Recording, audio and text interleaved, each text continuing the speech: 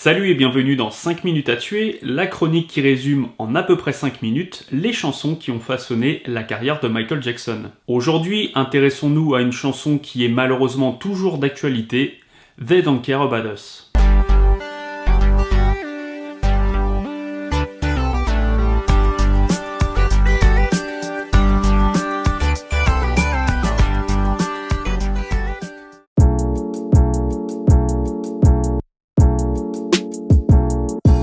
La première ébauche de la chanson est composée par Michael Jackson au cours des sessions d'enregistrement de l'album Dangerous en 1990. Le producteur et compositeur Brian Loren se souvient avoir entendu les prémices du titre, mais indique qu'à l'époque, il n'y avait pas encore de paroles. Et comme beaucoup de démos, elle sera finalement rangée dans un coffre. Quelques années plus tard, en 1994, pendant les sessions d'enregistrement de l'album History, Michael Jackson décide de ressortir cette démo et s'entoure de Brad Buxer, un compositeur avec lequel il travaille déjà à l'élaboration d'autres titres, ainsi que le producteur et ingénieur du son Rob Hoffman. Michael s'inspirera de cette démo pour écrire les paroles d'une chanson qu'il baptisera They Don't Care About Us, un constat sombre et sans concession du racisme aux États-Unis. Pour renforcer le côté percutant, il indique qu'il ne souhaite pas de ligne de basse, mais souhaite au contraire que la mélodie s'appuie sur des sons de batterie dépouillés et sans réverb, donnant ainsi une impression très agressive à l'auditeur. L'ingénieur du son Brad Sundberg, présent pendant les sessions d'enregistrement,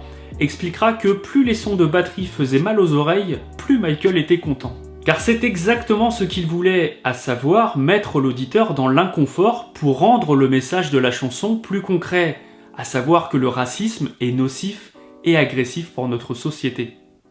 Bien que dépouillé, le titre demanda énormément de travail de la part de Buxer et Hoffman, et au final beaucoup de personnes collaborèrent à la création de la chanson, allant du guitariste Slash au chœur gospel d'André Crouch. Les ingénieurs du son croulaient sous les pistes car Michael voulait sans arrêt ajouter un effet ou modifier un passage.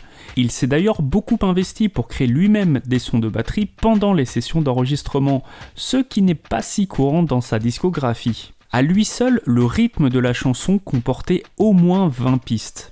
Michael était très fier du résultat de They Don't Care About Us et du message de contestation que la chanson portait, et c'était sans conteste l'un des titres les plus forts de l'album History.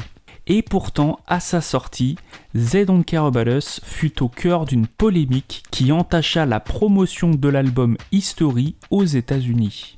Car bien évidemment, il y a deux lectures dans les paroles de They Don't Care About Us. Une première qui fait référence au traitement des Afro-Américains par la police, les médias et les politiques, et une deuxième qui fait directement référence aux ennuis judiciaires de Michael Jackson quelques mois plus tôt. Mais certaines paroles concernant la religion judaïque furent mal comprises, et des associations accusèrent Michael Jackson de racisme, alors même que la chanson dénonçait justement le racisme, l'intolérance et les persécutions. Menacé, entre autres à cause de ces paroles, de l'apposition du fameux message Parental Advisory sur la pochette de l'album, il fut décidé dans les seconds pressages de masquer les paroles en question avec des bruits de parasites, gâchant, il faut l'avouer, le plaisir de l'auditeur. Cependant, pour la sortie de la version single en 1996, Michael décida de rechanter les couplets en question en modifiant légèrement les paroles. Il espérait ainsi que la commercialisation se ferait sans trop d'histoire.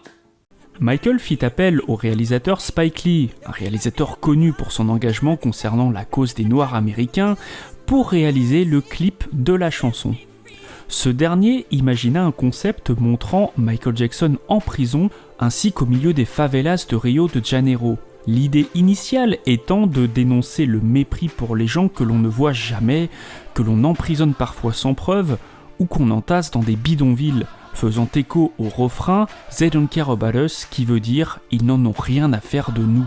Mais à la fin des deux tournages, Spike Lee avait finalement assez d'images pour réaliser deux versions distinctes, à savoir une version dite prison et une version dite brésilienne. La version prison, bien que beaucoup plus en phase avec les paroles de la chanson, fut très peu diffusée car jugée trop violente par Sony Music et par les chaînes musicales. C'est donc l'autre version, la version brésilienne, qui fut utilisée pour la promotion, avec une version courte et une version longue se terminant par un concert de percussion du groupe Holodoom particulièrement savoureux.